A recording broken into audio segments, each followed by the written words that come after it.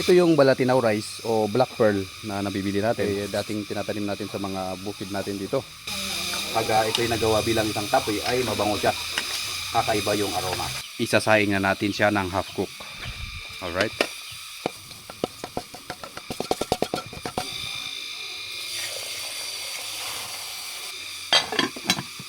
Papalamigin natin ito bago natin lalagyan ng bubud.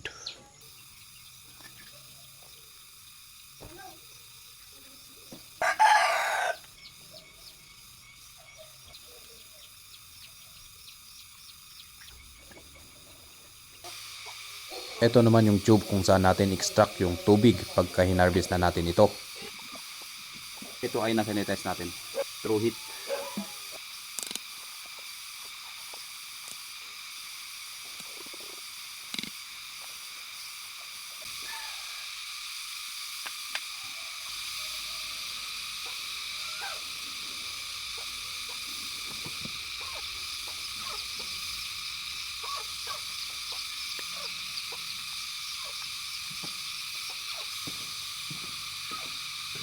At ayan, i-ferment natin minimum of 1 month in a cool, dry place.